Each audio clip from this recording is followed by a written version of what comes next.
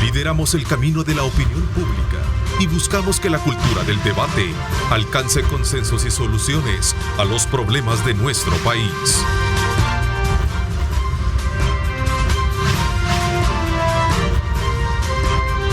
Diálogo con Ernesto López. ¿Qué tal? Buenos días, El Salvador. ¿Cómo están? Qué placer enorme estar con ustedes y continuar, desde luego, fortaleciendo nuestra programación de la mañana, agradeciendo la presencia de ustedes. Gracias mil por estar pendientes de nuestra señal desde muy tempranas horas de la mañana. En este día, jueves 25 de agosto, hemos invitado al doctor Rafael Díaz. Él es médico y también practica mucho el arte artístico a través de la pintura. Vamos a hablar con él sobre aspectos que tienen que ver y esta combinación de cómo las enfermedades pueden ser también mitigadas a través de actividades relacionadas con el arte y la medicina. Vamos a platicar y conocer conceptos como, por ejemplo, la utilidad o la aplicación del método esclimética, ¿en qué consiste este método? Vamos a hablar con él sobre el tema de la pandemia, por cierto, lo del COVID, que en el contexto mismo surge precisamente la aplicación o la utilización de estos métodos para motivar a muchos pacientes. El doctor Rafael Díaz es un médico que reside actualmente en España. Él es salvadoreño, pero nos va a contar también toda su historia, que ha sido también descrita en varios reportajes que han destacado periódicos en nuestro país. Doctor, bienvenido, gracias por acompañarnos. Buenos días, Ernesto, muchas gracias por tu invitación y por recibirme en tu programa. Doctor, hemos estado observando varios reportajes periodísticos que han sacado periódicos en nuestro país sobre cómo usted está trabajando científicamente, su rol como profesional, pero también combinando el arte con la medicina. Cuéntenos un poquito, ¿verdad? ¿Quién es, en primer lugar, el doctor Rafael Díaz, no? Bueno, me presento, soy Rafael Díaz, soy santaneco, tengo 50 años y vivo aproximadamente desde hace 20 años en Madrid. Tengo 30 años de una práctica como artista visual y 20 años como médico. Entonces, basados en las palabras de un gran curador y amigo mío que se llama Cristian Domínguez, que entre más conocimiento tiene una persona o un artista en su mente, tiene más capacidad para hacer arte o generar arte o a través del arte comunicar ideas. Entonces, aproximadamente a prueba de fallo, error y una práctica artística de unos 30 años, sumado con los 20 años que tengo como médico, llegué a la conclusión que todo ese conocimiento y toda la experiencia humana que tengo como médico podía hacer o crear un nuevo lenguaje, transformando el pensamiento científico en comunicación visual didáctica. Y también llegando a las conclusiones que posiblemente es más interesante hablar sobre esa experiencia humana y darle voz a los pacientes, y mis pacientes tengan una herramienta de comunicación para hablar de sus enfermedades, que yo interpretar esos procesos o esas enfermedades con conocimiento médico o conocimiento artístico y posiblemente causar un sesgo de comunicación. Entonces, aproximadamente antes de la pandemia tuve la oportunidad de ser invitado a una exposición individual en la Casa Encendida en Madrid, que es un centro de arte contemporáneo muy importante en España, donde presento la primera parte o los trabajos en una revisión de 30 años de lo que yo llamo esclimética, ¿no? Entonces, en la mayor parte de las obras son los artistas y documentos médicos la base principal de las obras. Por ejemplo, tengo una serie que se llama Once Upon a Time, donde utilizo una prueba clínica neurológica que utilizamos los médicos que trabajamos en el área geriátrica, los neurólogos y los psicólogos, donde se le pide al paciente que dibuje un reloj. Por ejemplo, se le da 3 órdenes: que dibuje un círculo, que pongan los números del 1 al 12 y que me pongan siempre la misma hora, que son las 10:10.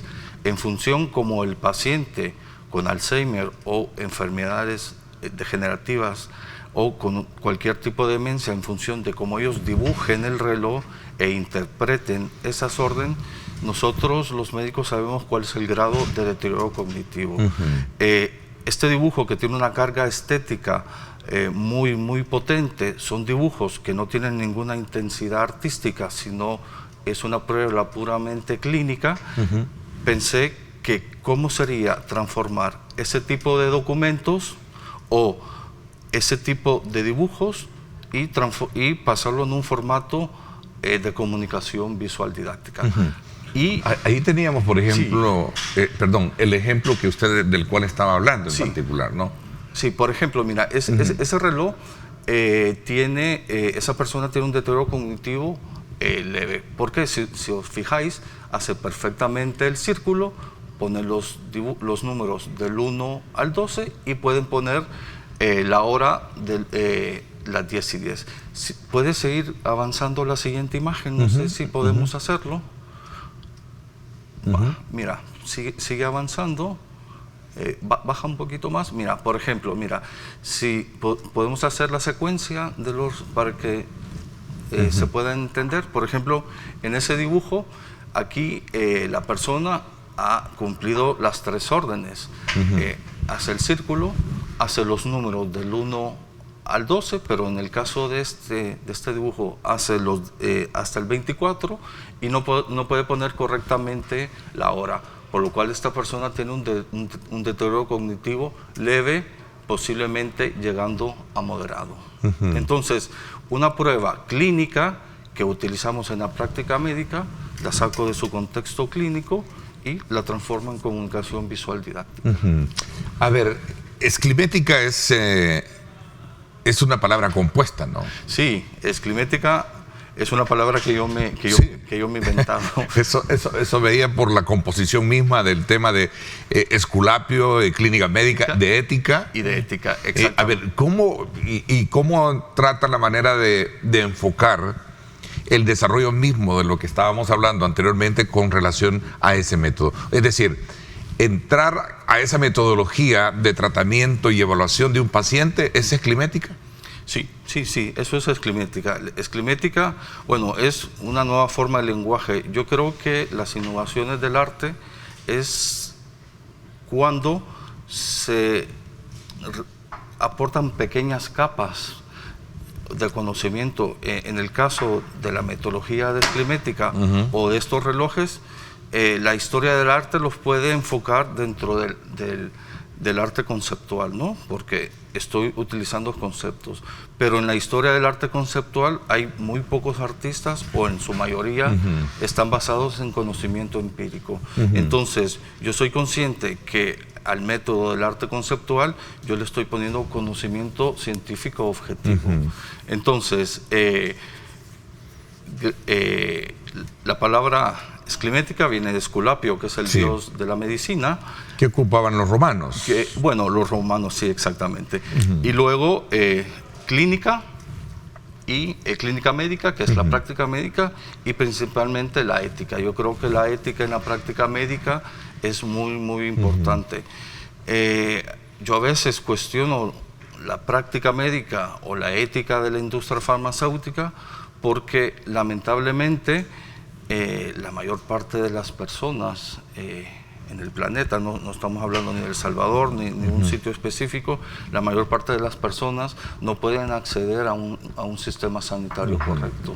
Entonces yo creo que la práctica ética de la medicina no debería estar atravesado por el contextos o el contexto económico de las personas. Entonces, por eso yo creo que la ética es muy importante. Ok, este tipo de ensayo, sí, clínico, sí, que se trabaja con el paciente, sí, usted lo eleva a la categoría de arte. ¿Cómo se exhibe esto? ¿Hay salas? Mira, por ejemplo, en la actualidad, junto al Hospital Gregorio Marañón de Madrid, en el Departamento de Medicina Nuclear, tengo la oportunidad de crear, junto con el doctor Juan Carlos Alonso, que es el jefe de medicina nuclear, crear un nuevo o un prototipo de servicio médico, donde a través del arte contemporáneo o la práctica artística, los pacientes y los familiares puedan entender los procesos oncológicos en el caso de medicina nuclear. En el caso de medicina nuclear, porque la mayor parte de los pacientes son pacientes con cáncer. Entonces, esta exhibición de imágenes, estos cuadros pertenecen es el resultado de esa... Sí, mira... es el adorno que tiene una sala de... ¿qué? Bueno, lo que está ahora en la pantalla es el servicio de medicina nuclear del Hospital Gregorio Marañón de Madrid. Sí es cierto que el arte tiene en su mayoría una función decorativa, ¿no? Porque llena un espacio, aporta color, pero yo creo que la mayor parte de los artistas tenemos que recordar que el arte es comunicación. Sí, es una expresión. Es una expresión. Expresión viva de la creatividad. Y del conocimiento. Bueno, usted hablaba del aspecto cognoscitivo, ¿no? De la parte directa de lo que puede expresar el estado de salud de un paciente. Sí, mira, por ejemplo, en el servicio de medicina nuclear, lo que veíamos las salas de máquinas, donde están los PETs para los diagnósticos, yo quería llenar la sala de color. ¿Por qué? Porque el color, a nivel de neurociencia y a nivel de nuestra percepción, pues nos hace liberar neurotransmisores que nos dan bienestar. Entonces, no era simplemente llenar la sala de color, era darle un sentido a los pantones del color. Entonces, construí una tabla periódica enorme de unos 3 metros por 2, donde con ciertos colores que yo escojo, pongo en los elementos de las tablas periódicas que hacen posible la medicina nuclear. Entonces, cuando el paciente se va acercando a lo que llaman el túnel, donde te introducen para hacerte... resonancias. Bueno, sí, se puede decir la resonancia, el método para obtener las imágenes diagnósticas le causa mucha ansiedad. Entonces, ya cuando se acerca al túnel, pues ya ven unos pantones de colores. Entonces, en cierta forma, el paciente comienza a sentir una percepción distinta de la sala y de su experiencia, porque esas personas se acercan al departamento de medicina nuclear con mucha ansiedad, con mucho sufrimiento y con mucha incertidumbre. Doctor, no rompe, voy a hacerle una pregunta que lo he escuchado de especialistas, especialmente constructores. El colocar este tipo de imagen no rompe el esquema, mejor dicho, tradicional de los colores que deben de tener, no sé si por ley o por condición de afectación, las unidades como la que estamos hablando, por ejemplo, una unidad de examen del túnel de este tipo de imágenes, de máquinas, perdón. Romper esquemas. Por ejemplo, entiendo que hay ciertos colores ya determinados para estas áreas. No, bueno. Y donde no existen ese tipo de colorío de arte, llamémosle, que es el que en este caso estamos hablando muy en particular. Sí, no sé si logro explicar bien con la pregunta, ¿no? Sí, por eso te comento, es un prototipo, ¿me entiendes? Un prototipo donde estamos cambiando los esquemas y las formas distintas de hacer. Una de las motivaciones que tenemos es que los hospitales o las salas de esperas o las salas de quimioterapia tienen mucho espacio infrautilizado. Entonces, una de las principales razones de llevar esto al hospital es darle una funcionalidad a todo este espacio infrautilizado, donde podemos utilizar arte, donde comunica esperanza. Por ejemplo, en las salas de quimioterapia, donde se administran los radiofármacos, tengo 2 tipos de obras. Unas obras que se llaman transfiguración, donde hay 2 imágenes, donde en la parte inferior hay una imagen diagnóstica de un corte del cuerpo donde hay una enfermedad oncológica, donde el paciente reconoce esas imágenes, porque ellos, cuando se les diagnostican el cáncer, conocen sus imágenes y las ven. Y en la parte superior está el mismo corte en el tiempo después, cuando se ha finalizado su terapia contra el cáncer. Y es el mismo corte donde se ve la sanación, donde ya no se ve el cáncer. Entonces, el paciente entiende que en la parte inferior es cuando la persona está pasando su proceso oncológico, y en la parte superior es cuando están curados. ¿Y por qué se llama transfiguración? ¿Por qué? Porque estas obras, yo me apoyo mucho en la ciencia y en la historia del arte, ¿no? Estas obras están basadas en el gran cuadro de Rafael de la Transfiguración, donde Jesucristo sube al monte Tarot y cambia de estado de humano al estado espiritual, donde se reúne con los profetas del Antiguo Testamento. ¿Y qué es la transfiguración en estas obras? Es el cambio de la materia. Nosotros somos materia orgánica, de la enfermedad a la curación. Y eso, de alguna forma, transmite esperanza a los pacientes. Y en las salas y en las partes donde ellos están acostados, ¿no? Donde reciben los radiofármacos, si podéis ver en las imágenes que habéis puesto en un momento, hay unos cuadros en la parte superior. Estos cuadros, 4 unidades de cuadros corresponden a un paciente. Entonces, yo me reúno con ellos como médico, donde les explico su proceso oncológico, hablo sobre el aspecto de sus sentimientos, porque no podemos hablar de humanizar la medicina sin tomar en cuenta los sentimientos de los pacientes. Entonces, yo les pido que por favor, a través de un dibujo o una palabra o una frase, me expresen cómo ellos se han sentido cuando les han diagnosticado su proceso oncológico, y cómo se han sentido cuando les han transmitido que han superado su proceso oncológico. Entonces, por ejemplo, recuerdo que una paciente dibujó una espiral, ¿no?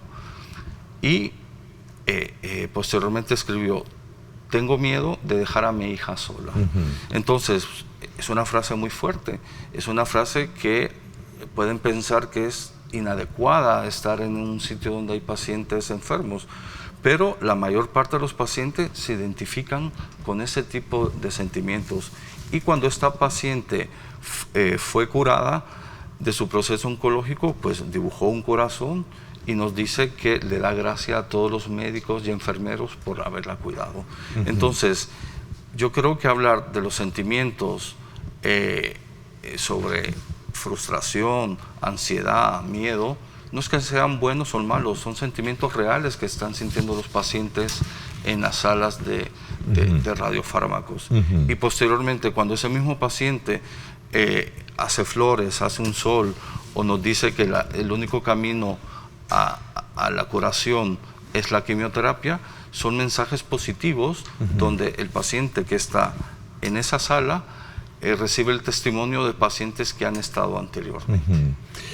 Marlon Granados Pinto nos escribe y nos dice: el arte, Ernesto, inspira. Eso debe de ser bueno para médicos y pacientes, ¿no? O sea, hay cierta, digamos, comunicación importante, o quizás motivación en esto.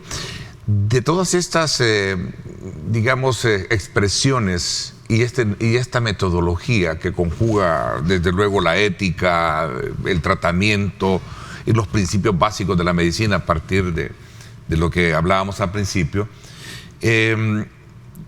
la pandemia, de alguna manera, del COVID-19 vino a ser un factor de dominación común, ¿verdad? Porque fue un efecto per se en el mundo que lo tuvimos. Sí. Hubo también, digamos, un tratamiento vinculado al arte frente a este tipo de situaciones de emergencia que se presentaron, especialmente en España, ¿no? Sí. Que fue fuertemente golpeado. Bueno, yo creo que la pandemia del COVID-19 fue una experiencia humana, ¿no? Donde tuvimos la oportunidad, según nuestra naturaleza, sacar lo mejor o lo peor, ¿no? Yo creo que la COVID-19 ha sido algo que, por lo menos yo en mis 20 años que tengo en la práctica médica y que trabajo con la población geriátrica, es algo que nunca nos hubiéramos imaginado que podía suceder. Pero naturalmente, como la mayor parte de mis pacientes, les aumentó su estado de vulnerabilidad. ¿Por qué? Porque ¿cómo le puedes explicar tú a un paciente o a una señora que tiene deterioro cognitivo, que tiene una demencia leve o moderada, que se quede confinado, que utilice la mascarilla?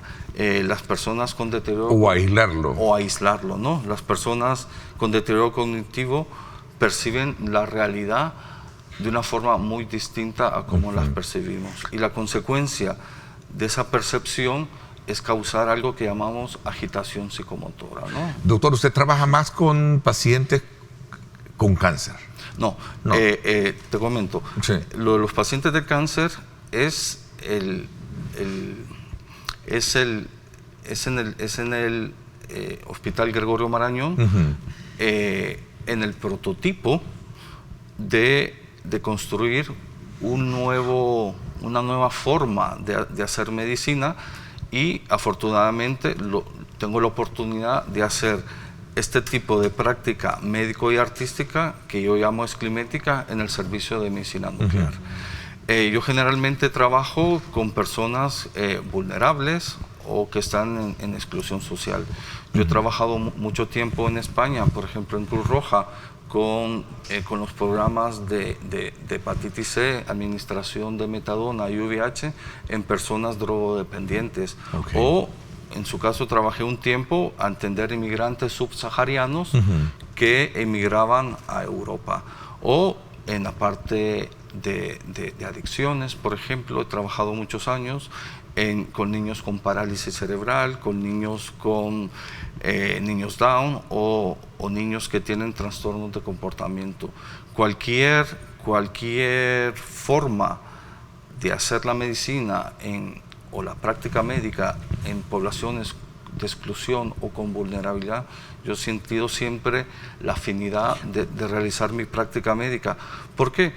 Porque yo siento así que la práctica médica es una herramienta fantástica, o la mejor herramienta, es una herramienta objetiva para hacer el bien al prójimo.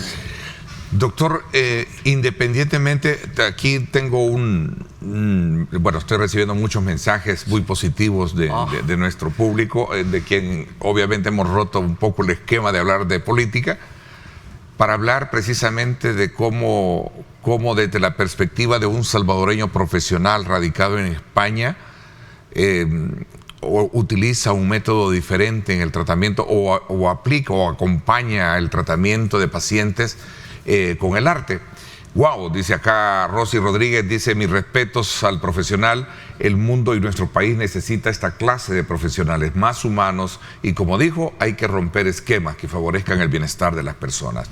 Esta fotografía, ¿qué nos dice? Esta que nos trae como parte de su exposición, que por cierto ya vamos a hablar de la exposición porque entiendo que se exhibe o está para exhibirse acá en nuestro país, ¿verdad? Sí. Para que puedan visitarlo. Ya vamos a hablar de eso y un poquito también de la formación que entiendo, conociendo parte de su currícula de vida, entiendo de que usted fue alumno de uno de los grandes maestros también de la pintura en nuestro país, César Menéndez. Sí. Yo tuve la oportunidad de conocerlo, ¿verdad? Estuve en su taller aquí en el sector de Antiguo Cujatlán. En Lourdes. ¿Verdad? Sí, en Lourdes.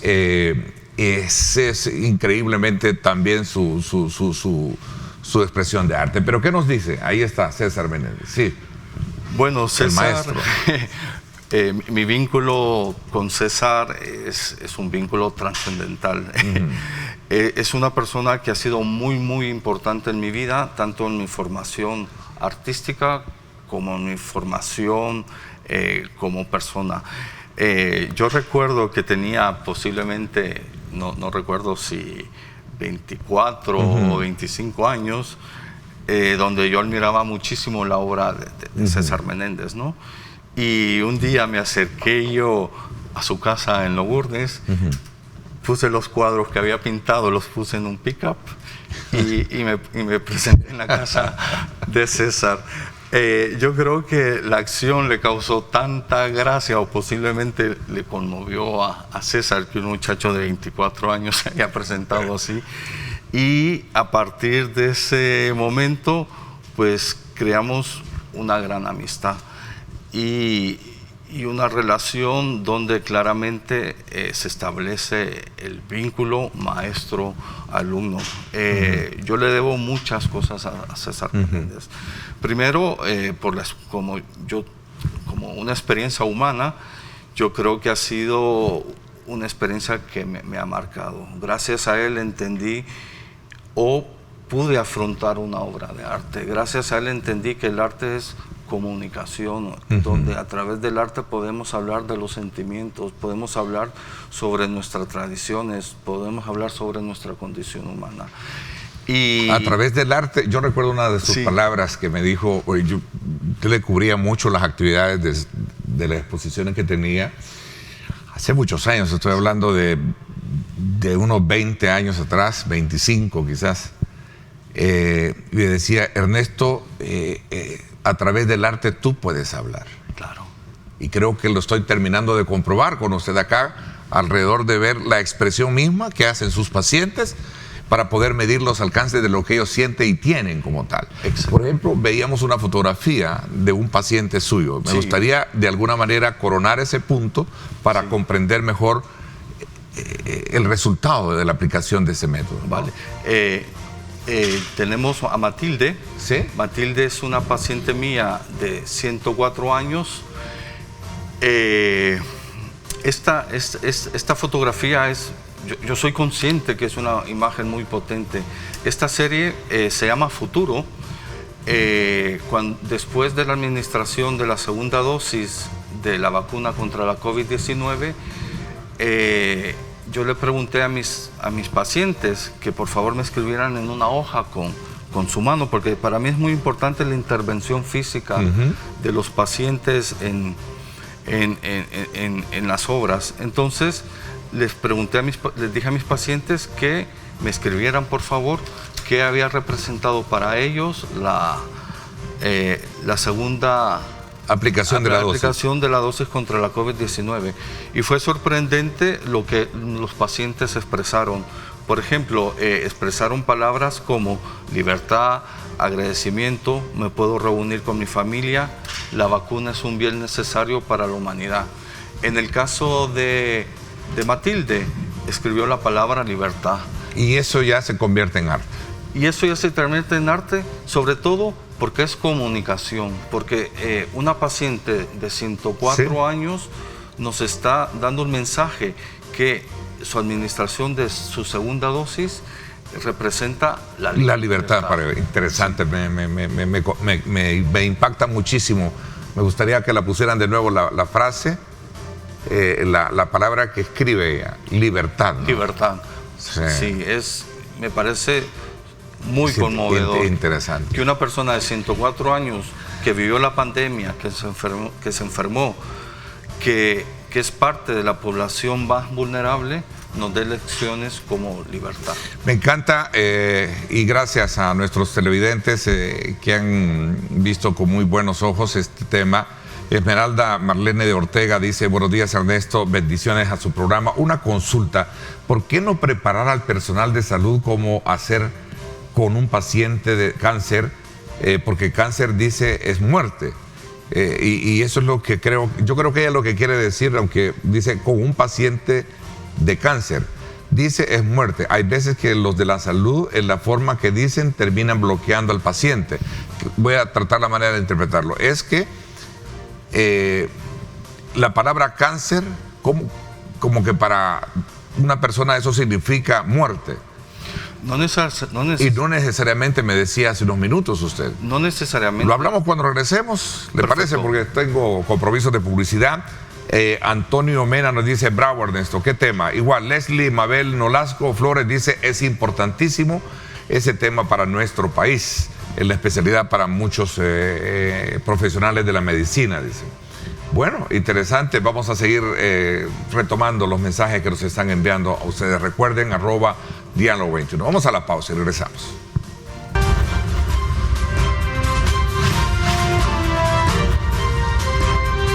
Diálogo con Ernesto López.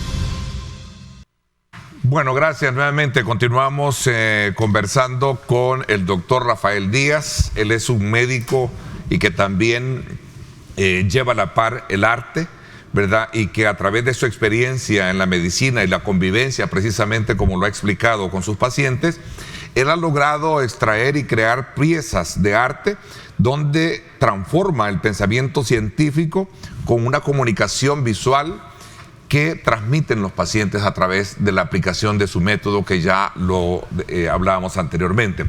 Envío un saludo muy especial para el maestro César Menéndez, ¿verdad? Un gran maestro de la pintura en nuestro país. Veíamos el ejemplo de Matilde, como me decía, ¿no? Sí.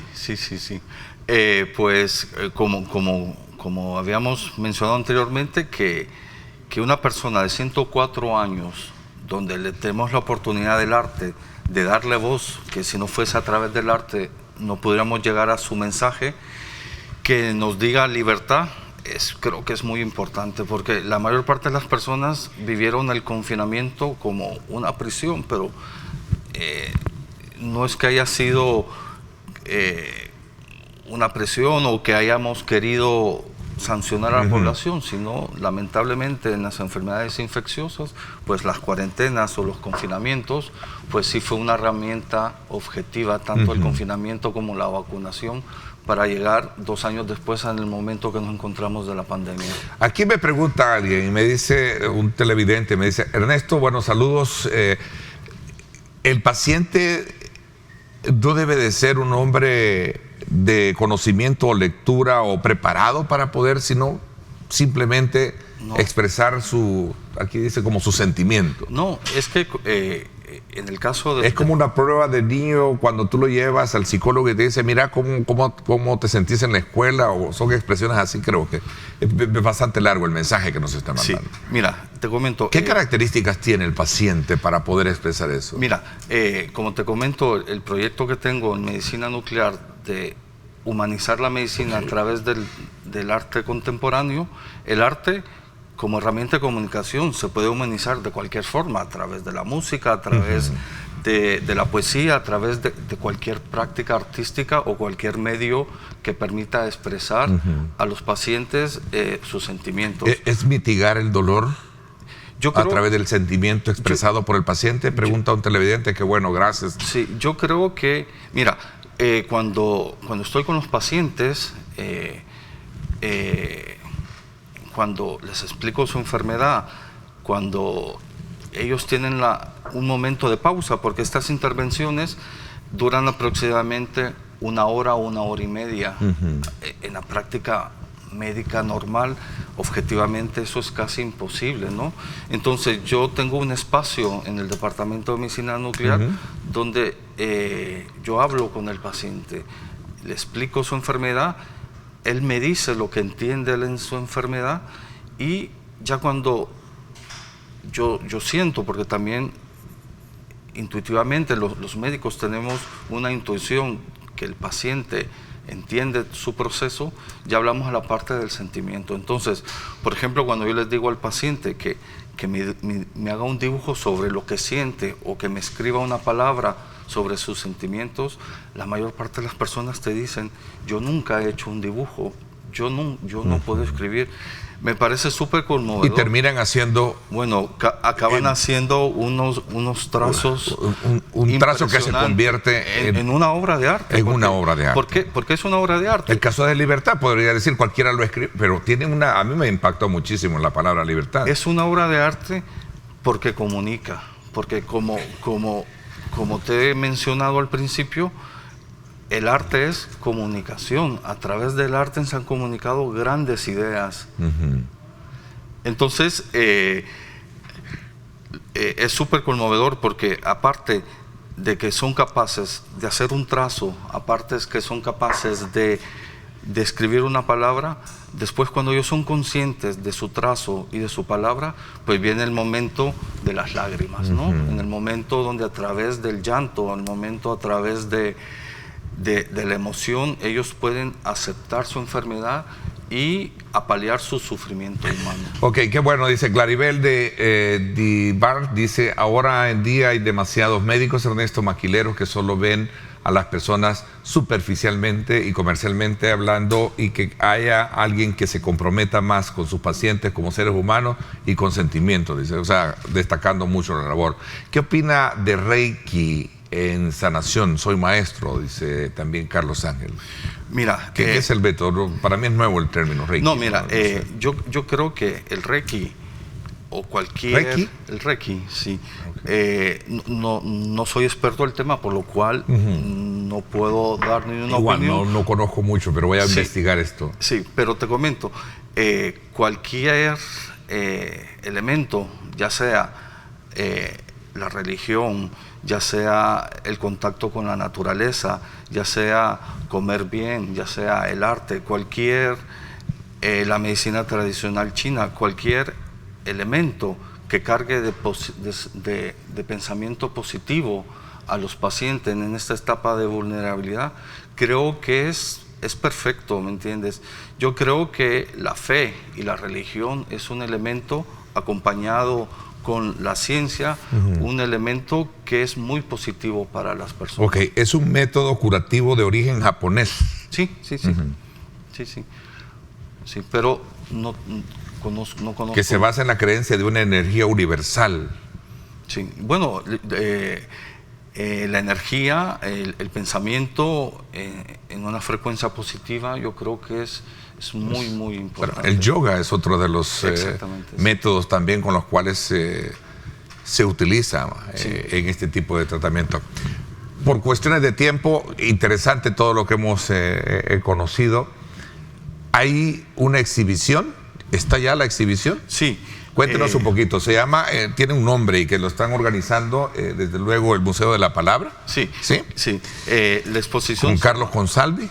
¿Sí? Con Santiago, sí. Santiago, perdón, ya le estoy cambiando el nombre. No, en realidad es Carlos, pero sí. Sí, pero lo que pasa es que yo lo conocí desde el tiempo de la guerra, ¿no? Sí. En el Museo MUPI. Sí, mira, te comento. Cuéntenos un poquito. Mira, sobre el museo... ¿Y quiénes pueden llegar a apreciar todo esto? ¿Y cómo está abierto y todo, los horarios de apertura? Vale. El Museo de la Palabra y la Imagen, que creo que es un museo muy importante en la actualidad de El Salvador. ¿Por qué? Porque es un museo que es el custodio de nuestra memoria histórica, ¿no? Yo creo que es un museo que es muy importante, y sobre todo porque es un museo que trabaja con las comunidades, y es un museo que a través de la revisión de nuestra memoria histórica nos puede dar una guía a que seamos un país mucho mejor. En el caso del MUPI, el MUPI organizó esta exposición que se llama Memorias de la Pandemia, donde hizo una convocatoria popular donde cualquier persona podía mandar sus manifestaciones sobre cómo vivió la pandemia. Por ejemplo, en esta exposición hay una parte que me impacta mucho, que cómo se puede vivir el confinamiento cuando no tienes casa, ¿no? Posiblemente la mayor parte de las personas no nos hemos planteado este conflicto, pero yo creo que es una forma donde podemos reflexionar y ser consciente de la desigualdad social y lo que significa no tener casa. Entonces, Santiago, sobre un par de meses atrás, presentó unos tejidos maravillosos al Museo Reina Sofía de Madrid, de una exposición, y tuve una reunión con él en Madrid, y me preguntó que si tenía obras yo hechas sobre la pandemia, a través de que él conoce mi método, que combino la práctica médica y la medicina, y le presenté los trabajos que había hecho, que había desarrollado durante la pandemia, y a Santiago le impactó muchísimo la imagen de Matilde.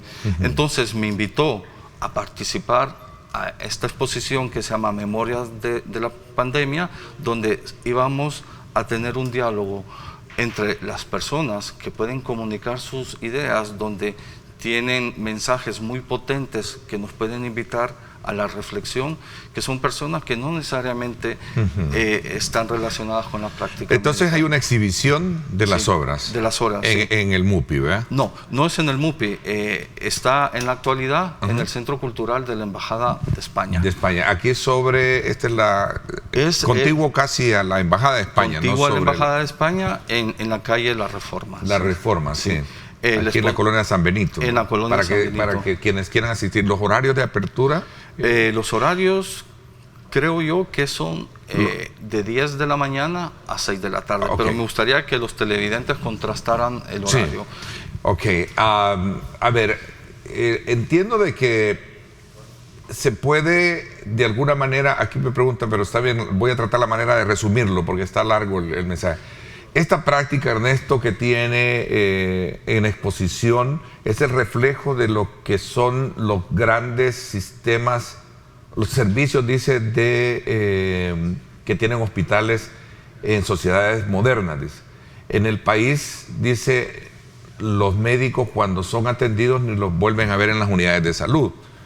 ¿Podría de alguna manera aplicarse este método, promoverse la aplicación de un método de acercamiento? Totalmente.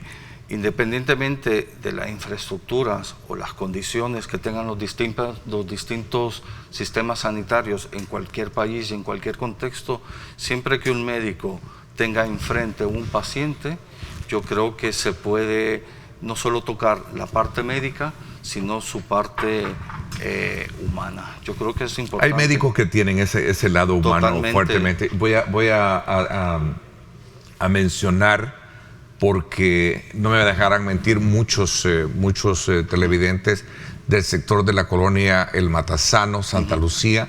Hay una doctora, perdón por el lapsus, que está ahí precisamente prestando un servicio con una cuota módica de consulta, pero es en referencia por mi familia y por todos los de ahí del sector del Matasano. Es una profesional con un rostro humano tremendo, ¿no? Y muy efectiva en su tratamiento curativo. Porque yo creo que lo que necesita el paciente, más allá de que alguien llegue a recibirle y darle una prescripción médica, lo que necesita es el abrazo solidario, ¿no? El acompañamiento, la motivación, entendería yo. Sí, al menos, y me pongo en el plano de paciente también, que iba a decir. Sí, ¿no? Yo creo que es importante, que necesita eso y sobre todo acceder a buenos tratamientos y a un buen sistema de salud. Creo que es importante. Cuando se combinan las dos modalidades, yo creo que la experiencia para el paciente es fantástica, porque se cura sobre su enfermedad y vive la enfermedad como un proceso humano que posiblemente puede ser transformador para ellos. El tiempo se nos fue. Hay muchas otras preguntas. Ernesto, te felicito. Una de las mejores entrevistas que he visto en los últimos días, dice don Marlon Granados. Muchísimas gracias. La verdad que son unas cosas que también los salvadoreños como que dejamos a un lado, sabiendo que tienen un impacto muy importante en el quehacer, especialmente de la atención sanitaria, como este día lo hemos hablado. La importancia que tiene es el acercamiento y ese lado humano del médico hacia el paciente, y ahora a través del arte y la medicina. Qué bueno, doctor. En lo particular también para mí ha sido un gusto conocerlo, y espero que esta metodología, esta práctica, también sea aplicada como es el anhelo que están haciendo y proponiendo nuestros televidentes. Muchísimas gracias por habernos acompañado. Muchas gracias a ti. Y gracias por bien representarnos en el extranjero, en España. ¿Trabaja para el hospital en Madrid de...? No, mi trabajo en el Gregorio Marañón es voluntario. Es voluntario, ok. Pero ese en Madrid, ¿no? Sí. Ok. ¿Por cuánto tiempo, me preguntan acá, va a estar la exhibición? La exhibición termina el 6 de septiembre. El 6 de septiembre. Sí. Bah, ahí está entonces para que todos puedan asistir y conocer precisamente esas expresiones de arte extraídas precisamente del sentimiento de los pacientes, como lo hemos hablado en el programa. Gracias por habernos acompañado. Muchas gracias a ti, Ernesto, por invitarme. Gracias. Vámonos a la pausa y regresamos con un tema también que es importante conocer. ¿Cómo y cuáles son las características de la inauguración que va a tener Sunset Park en el Puerto de la Libertad? Vamos a hablar de eso cuando regresemos.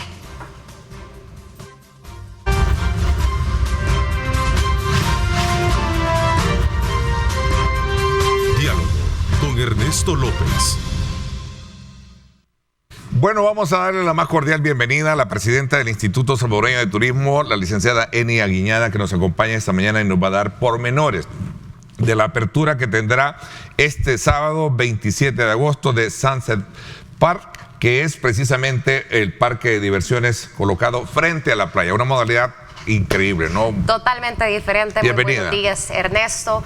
Buenos días a toda la población que nos está sintonizando y que quiere saber todos los detalles de Sunset Park, que estará abierto al público, como bien lo decías, este sábado 27 de agosto. Bueno, será el primer parque, esto es bien importante decirlo, el primer parque de diversiones frente a la costa salvadoreña, ¿no? Así es. Históricamente es el primero. Históricamente, y no solamente en nuestro país, sino que en la región, el primer parque temático permanente que se encuentra en la zona costero-marina. Este es el primer parque de diversiones que va a contar con nuestro país, en el cual cuenta con 5 juegos mecánicos y está justamente para que lo disfruten las familias salvadoreñas y también nuestros turistas internacionales los 365 días del año. El parque de diversiones Sunset Park lleva otra modalidad desde el Instituto Salvadoreño de Turismo para poder dar la mejor atención posible. Quiero contarles que esto ha sido todo un proceso. El poder contar con este parque ha sido también gracias al liderazgo de nuestro presidente Nayib Bukele, que a través del gobierno de la República Popular China logramos obtener la donación de los juegos mecánicos, así como también todo el acompañamiento que hemos tenido también del gobierno de la República Popular China para la instalación y montaje de juegos. Eso no fuera posible si la cartera de turismo no hubiera tenido el apoyo también de ese trabajo articulado que tenemos en las diferentes carteras de Estado. Jugó un papel importante el Ministerio de Obras Públicas. Quiero agradecer al ministro Romeo Rodríguez por todo el esfuerzo articulado que hemos tenido para poder entregarle a la población este parque, así como también al Ministerio de Desarrollo Local, que fueron ministerios claves para poder tener toda la instalación y montaje de los juegos mecánicos, así también con la participación del Ministerio de Turismo, que fue parte importante para poder hacer el complemento de toda la infraestructura, y por supuesto el Instituto Salvadoreño de Turismo, que forma parte de todo este proceso de construcción, y también de ahora contar con todo ese personal que va a estar atendiendo a la población salvadoreña y por supuesto a nuestros visitantes internacionales. La entrada tiene un costo, ¿no? Hay un tarifario por el uso de las, digamos, de las ruedas, ¿verdad? ¿O va a ser único el pase de ingreso al parque? Aquí es importante que sepamos que en el complejo turístico del Puerto de la Libertad la entrada es completamente gratuita. Gratuita, ok. Aquí lo único que va a tener un cobro será el uso de las atracciones. De las atracciones, ok. Tenemos, como le mencionaba, de los juegos mecánicos. De los juegos mecánicos. Tenemos 5. El carrusel, que es para los más chicos, que tendrá un costo de $1, al igual que el salto de rana. Ya luego tenemos el barco pirata y la roller coaster, o como muchos la conocen, montaña rusa, que tendrá un costo de $2. Y ya luego nuestro mayor atractivo, que es la noria, que tendrá un costo de $3. Esta es una experiencia también totalmente distinta, porque la noria tiene una altura de 25 metros, sí, que te permite disfrutar la vista panorámica hacia el Pacífico. Entonces también tiene una duración de 6 minutos, donde tú irás contemplando, sí, impresionante, todo el mar, toda la zona todo, costera. sí. Así es. A ver, esto es bien importante. Hablamos de las características mismas que tendrán estos juegos mecánicos. El caso de la noria, que nosotros tradicionalmente conocemos también como la Chicago, hay una gran diferencia, ¿verdad? Porque digamos, la circulación, su movimiento es más lento, ¿verdad? Así es. Y se puede, como decía, apreciar mejor y contemplar mejor la vista. En el caso de las ruedas, que conocemos como la Chicago, es un poquito más de adrenalina, lo hablábamos extra cámara, ¿no? Así es. Recordemos que la Chicago tiende a a que cuando uno está dentro de cada una de las góndolas, los usuarios pueden moverse, tener mayor adrenalina, va un poco más rápido. Acá es distinto. La Noria, que cuenta con una altura de 25 metros a comparación de las Chicago, que normalmente andan en una altura de 15 a 18 metros, es más contemplativa, no puede haber tampoco manipulación para que el usuario esté balanceándose, sino que es más estática y por supuesto va a un nivel mucho más lento para poder aprovechar pues toda esa vista panorámica que te ofrece. Toda esta infraestructura ha sido preparada teniendo todos los cánones de seguridad, sobre todo por lo inmediato frente como está a las condiciones de salinas, ¿no?, que existen. Claro, ¿verdad? ha sido realmente todo un proceso. Sí. Recordemos que al momento de la instalación de juego hemos tenido un gran cuidado Sí. con el tipo de pintura que hemos ocupado, que sea de ambiente marino, así como también los lubricantes, las grasas Sí. de cada uno de los juegos Eso mecánicos. es bien importante Es destacarlo, sumamente ¿no? importante porque Seguridad. el mantenimiento de calidad que le podamos dar a cada juego mecánico es la garantía para la seguridad de todos nuestros visitantes, así como también la garantía en la vida que tenga cada uno de los juegos mecánicos. También realizamos las pruebas, que fue también medidas por capacidades, con sacos en un inicio, sacos de arena, que fueron aumentando su peso. Iniciamos con un 25%, luego un 75% de peso y luego el 100% de peso en los sacos para poder garantizar que se cumplía con toda la normativa. Ya luego de este proceso pasamos a hacer las pruebas en cada juego mecánico con personas que fueron parte para poder también preparar a nuestro personal en toda la logística, en el servicio al cliente que vamos a dar y por supuesto para encontrar los flujos de entrada y salida idóneos para evitar pues la aglomeración que se va a tener. Bueno, vamos a seguir conociendo más de este parque temático Sunset Park, que abre sus puertas. Recuerde, este sábado, la inauguración, entiendo, está prevista para el día viernes oficialmente, pero ya para la apertura al público es el día sábado. Vamos a hablar un poquito más en detalle cuando regresemos, 7:31. Gracias por estar con nosotros.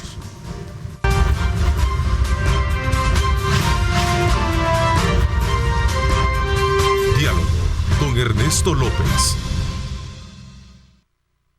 Bueno, continuamos entonces conversando precisamente con la presidenta del Instituto Salvadoreño de Turismo, Eni Aguiñada, y conociendo la apertura que tendrá este parque temático en el Puerto de la Libertad, que representa sin duda alguna el primer parque de diversiones frente a la costa salvadoreña. Solo para cerrar este ciclo del parque, los horarios de atención.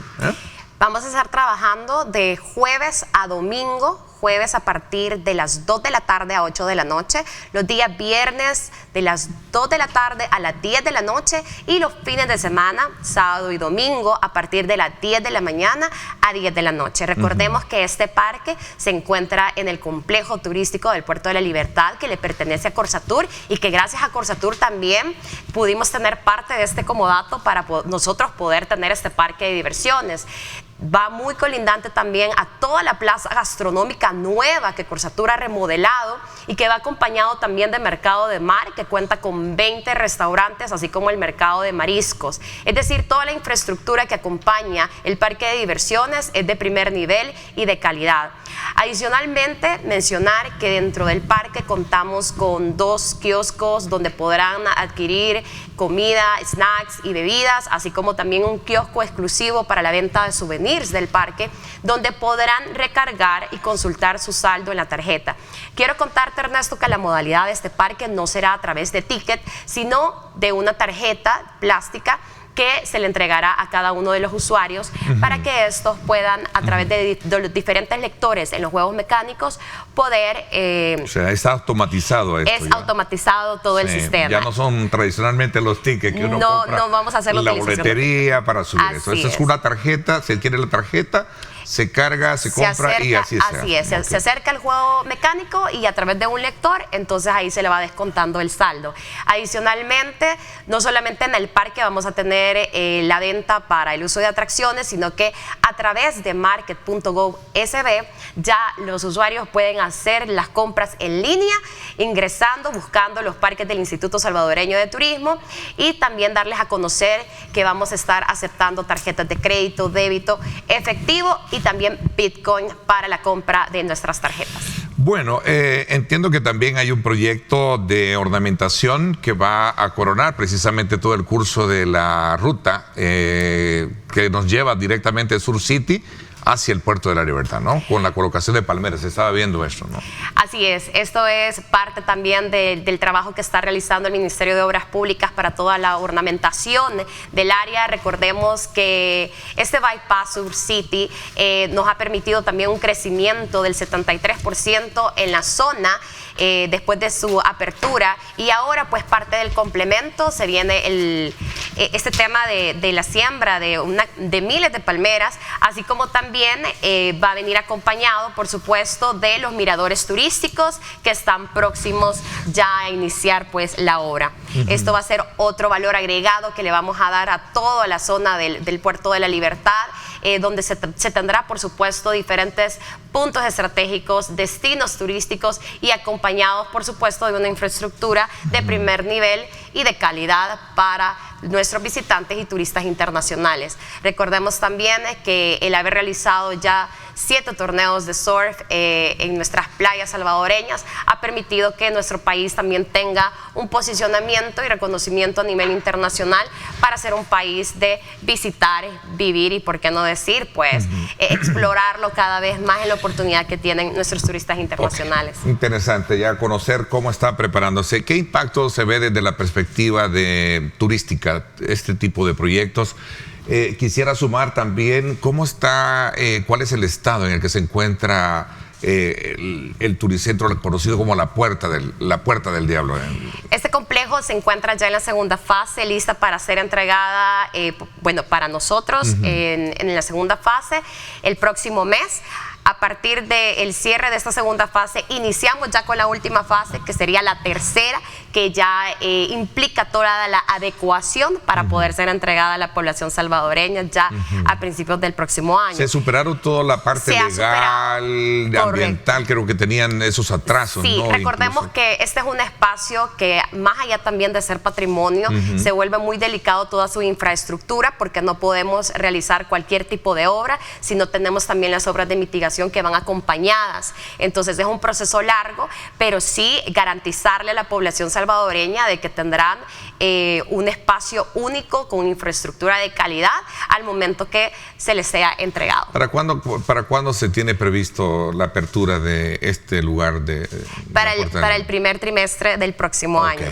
Hemos venido realmente, yo sé que hay muchas personas que han preguntado sobre este proyecto, de que por qué se ha demorado muchísimo, pero ciertamente es un proyecto, digamos, que desde inicios ha sido bastante delicado por la zona donde se realiza esta construcción, y también porque queremos garantizar la seguridad física de cada una de las personas que lo llegarán a visitar. Por supuesto, siempre, muchas veces lo he dicho, los proyectos grandes y los proyectos realmente que son de una infraestructura de calidad toman su tiempo, para el momento de ser integrados y lo podrán disfrutar por muchísimos años más. Hablaba de cuál es la perspectiva con todos estos lugares.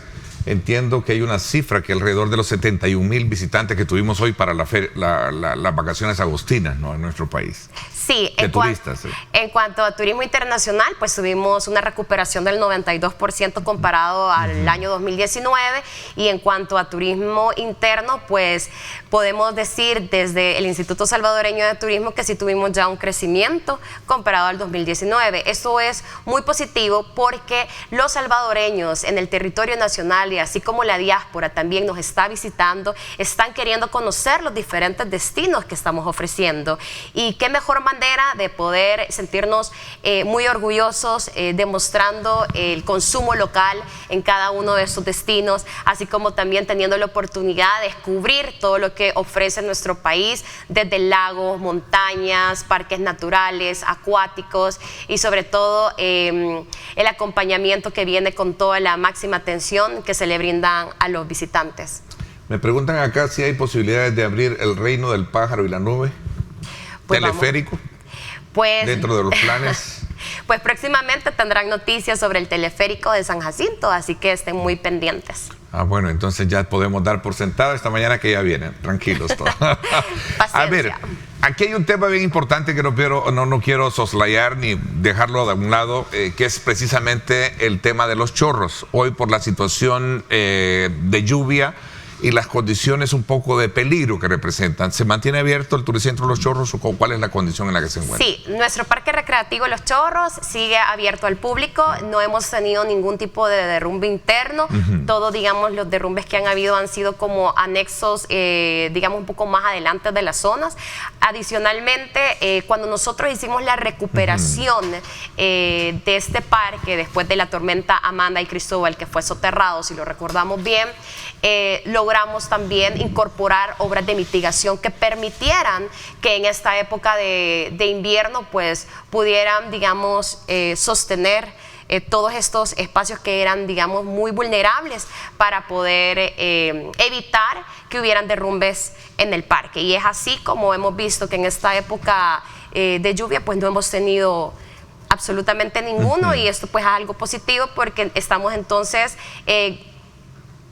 garantizando que las obras de mitigación que se hicieron para estas áreas de vulnerabilidad que hay dentro del parque pues fueron bien hechas. Ok, hablando precisamente de actividades, también tenemos la promoción y sobre todo también la asistencia de este plan conocido como CIBER, ¿no? Centro Histórico. Así es, la invitación para la población que nos visite en el Centro Histórico este domingo 28 de agosto, donde tendrán una diversidad de actividades de gastronomía en las diferentes plazas con las que cuenta el Centro Histórico, la Plaza Gerardo Barrios, la Plaza Libertad, la Plaza Morazán, en donde también habrán recorridos en el Palacio Nacional y el Teatro Nacional completamente gratis y apoyados de guías turísticos que te acompañarán para tener una mejor experiencia.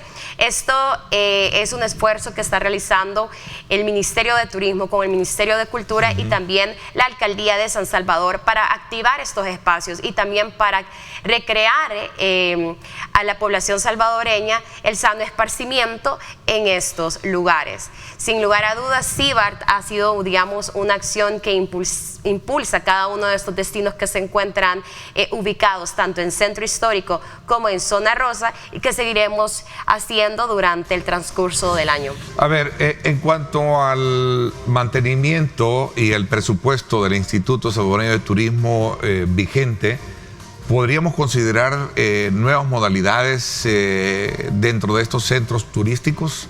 Por ejemplo, en el caso de Ichan Michen, que está acá, acá en Zacatecoluca, dice un televidente que es necesario darle una remoción porque a su criterio dice que está bastante descuidado. Habríamos que hablar sobre este tema y otros aspectos elementales que tienen que ver con esa experiencia de poder disfrutar de los juegos recreativos, Sunset Park, que hemos hablado al principio, y por supuesto también de estos otros centros turísticos. Vamos a la pausa y regresamos con más.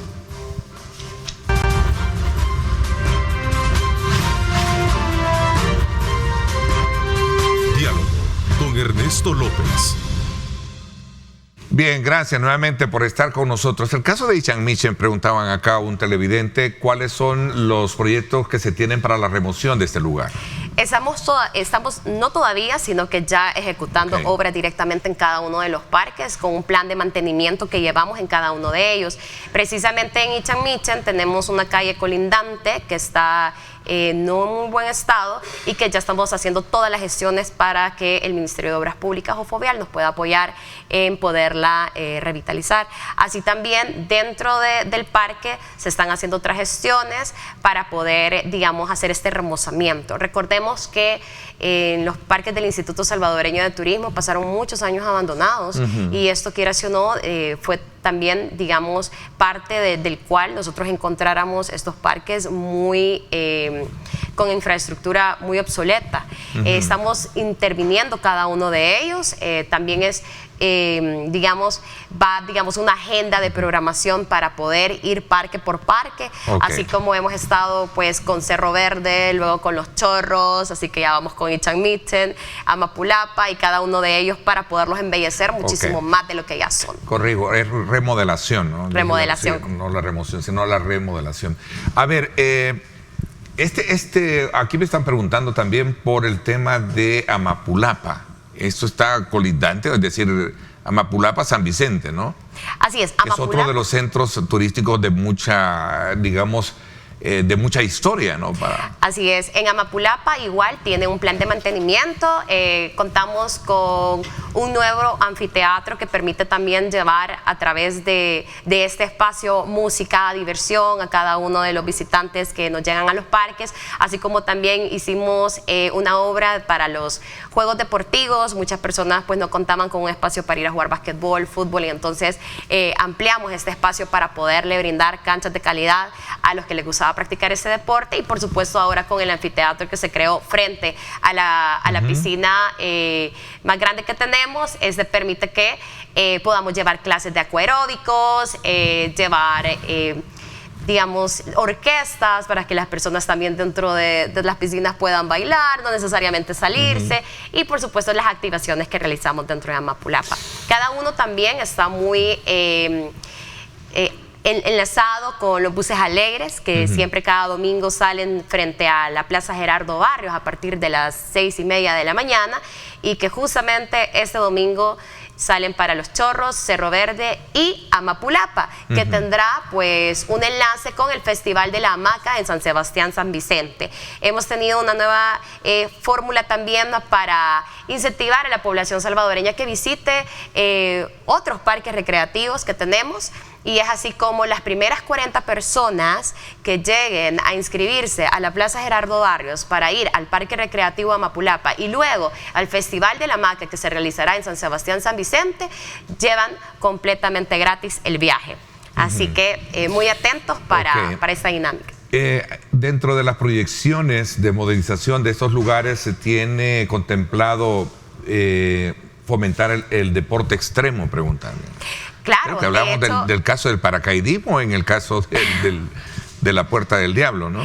Sí, tenemos contemplado una pared de escalada, así como también, ya que el amigo nos comenta del paracaidismo, podríamos evaluarlo si técnicamente eso es... Si técnicamente es posible, sí. Y por qué no. La verdad que también no descartamos que en nuestro parque de aventuras Walter Tilo Denninger, si usted es una persona que le gustan los deportes extremos, pues lo invitamos a que lo conozca, que lo explore. Es un nuevo concepto de parque de aventuras en donde puede realizar rappel, vía ferrata, senderismo en 3 niveles, fácil, intermedio, difícil, así como también bicicleta bicimontaña, perdón. Y esto pues es otra adrenalina diferente que se vive, sin dejar al lado pues el contacto con la naturaleza y toda la diversidad de fauna y flora con la que cuenta el parque. ¿Cuál es el presupuesto que tiene el instituto para poder de alguna manera proyectar todo este trabajo de modernización y actualización de estos centros recreativos? Nosotros dependemos muchísimo de los recursos propios, andamos en un aproximado de los 2 millones durante el año, que toca distribuirlos, si bien es cierto, en los 14 parques. Ahora pues 15º, porque ya tenemos Sunset Park. Así que cada uno de estos parques está haciendo una gestión para que puedan ser autosostenibles, y también el apoyo que nosotros podamos recibir de las empresas privadas que se suman para ciertos mantenimientos dentro de los parques. ¿Sunset Park es privado o bajo qué, digamos, figura se ha creado? No, Sunset Park es un parque de diversiones público. Pertenece al Instituto Salvadoreño de Turismo, en el cual también quiero comentarle a la población que desea visitar Sunset Park y también saber a través de dónde pueden enviar sus solicitudes para el día gratis que vamos a tener para las comunidades de los 262 municipios. Lo pueden hacer a través de enviando una nota por correo electrónico, por vía WhatsApp, a sunsetpark@istu.gov.sb. Aquí es importante que sepan que dentro de las políticas de Sunset Park que ofrece el ISTU es que un día a la semana, que serán los días miércoles, serán el uso de atracciones totalmente gratis para todos los centros escolares públicos a nivel nacional, así como también para todas las comunidades de los 262 municipios del país que así lo soliciten a través de nota, a través de una llamada para poder agendar, y así pues puedan hacer uso de las atracciones totalmente gratis.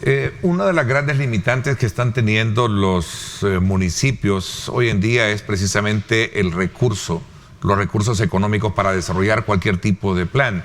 Dentro de las proyecciones que se tienen como Instituto Salvadoreño de Turismo, y hago un poco la mención a una pregunta que está haciendo un televidente relacionada con promover muchísimo lugares turísticos, cascadas, ríos en nuestro país, que los conocemos, dice acá, más a través de redes sociales que de una promoción de inversión promovida por, en este caso habla del gobierno, en este caso sería el Instituto directamente Salvadoreño de Turismo. Interesante el punto ¿no?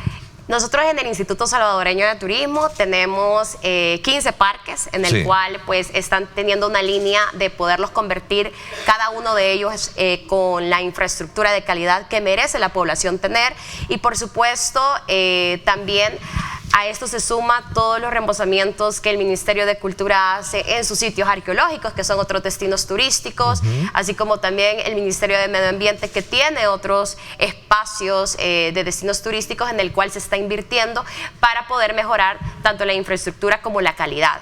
Esto como parte del gobierno, y ya luego si sumamos todos estos parques recreativos o destinos turísticos que tiene de parte de la empresa privada, también hay un trabajo muy digamos, articulado con el Ministerio de Turismo para buscar los financiamientos, así como la manera en cómo poder elevar también la calidad que esos destinos ofrecen. Porque hoy, gracias a las redes sociales, hemos logrado conocer lugares, bueno, varias cascadas o caídas de agua, a través de estas, ¿no? No, y recordemos que también la campaña que ha lanzado el Ministerio de Turismo es Conoce tu lado salvadoreño. Es hacer la invitación a cada uno de nosotros como salvadoreños que conozcamos los diferentes destinos turísticos que ofrece nuestro país, y que si nosotros somos un lado más extremo, bueno, busquemos esos destinos que te ofrecen adrenalina, aventura, diferentes deportes recreativos que son extremos. Si tenés un lado más cultural, pues te ofrecemos todos los sitios arqueológicos, el Palacio Nacional, los teatros a nivel nacional, para que puedas vivir esta experiencia de conocer un poco más tu país. Si tienes un lado pues más explorador, pues también las caminatas hacia las diferentes montañas, hacia el volcán Ilamatepec, en estos parques que cuentan con una diversidad de flora y fauna. Aquí es que cada uno de los salvadoreños conozcamos qué lado tenemos, y así poder explorar cada uno de nuestros destinos turísticos. Esa es la invitación, que seamos sumamente orgullosos con los destinos que tenemos. Y nosotros mismos convertirnos en promotores de nuestras propias. A ver, López Enrique Edgar nos escribe, dice: buenos días, Ernesto. Pregúntale cuándo va a iniciar la remodelación del Parque de la Toma de Quesaltepeque. Ahí hay 2 piscinas enormes y están solo con agua sucia desde hace años. Dicen que es agua nacida, pero la verdad hay un descuido y abandono en este lugar. Dice, no sé si pertenece a la alcaldía o la administra la alcaldía. La administra la alcaldía de Quesaltepeque. Yo con gusto puedo hacer la llamada con el alcalde para poderle preguntar digamos, cuál es la situación actual de este parque acuático de la Toma de Quesaltepeque, que la administra la alcaldía, y bueno, ver en qué también nosotros podemos apoyar para la gestión del buen mantenimiento. O sea, quiero comentarte que realmente todos estos parques recreativos con los que ha contado el ISTU se volvieron bastante, digamos, interesantes al momento de nuestra llegada, porque la gente, cuando nosotros hicimos una encuesta, yo lo recuerdo, esto fue a finales del 2019, cuando yo les preguntaba a los visitantes que cómo miraban los parques de ISTU, ellos me decían, bien, lo miramos así, agradable, bonito, pero tú tenías el contraste de que la banca estaba quebrada, que la piscina estaba sucia. Entonces era de verdad bastante lamentable cómo la población se había acostumbrado a tener este tipo de espacios. Esto ya pues ha dado un giro 180 grados, en donde como ISTU hemos ido remozando poco a poco esos espacios, tener las piscinas limpias, la nueva infraestructura de los servicios sanitarios en algunos de los parques que hemos intervenido, así como también las áreas comunes donde las personas toman sus alimentos, hacen su descanso, que puedan ser de mejor calidad. Esperamos que haya un buen plan de ordenamiento vehicular este sábado a raíz de la apertura de Sunset Park, ¿verdad? Porque va a ser definitivamente, la apertura va a ser de mucha visita de turistas, ¿no? Así es, bueno, decirle a la población salvadoreña que si nos visita este sábado, que es la apertura oficial al público, a partir de las 10 de la mañana, pues pueden encontrar parqueo de 2 niveles que es enfrente del Mercado del Mar. Así también vamos a estar a través de nuestras redes sociales dando los detalles de los diferentes parqueos que podrán encontrar a 2 o 3 cuadras del parque, que tienen aproximadamente 600 espacios. Así que los esperamos este sábado 27 de agosto a partir de las 10 de la mañana en Sunset Park. Qué bueno cerrar con buenas noticias. Ahí está para el día sábado la apertura de Sunset Park, ahí en el Puerto de la Libertad. Gracias, Eni, por habernos acompañado. Gracias, Ernesto, a ti por la invitación. Gracias por mi parte. Esto es todo por hoy. Pásenla bien y, como siempre, recuerden lo más importante: amar a Dios sobre todas las cosas. Lideramos el camino de la opinión pública y buscamos que la cultura del debate alcance consensos y soluciones a los problemas de nuestro país.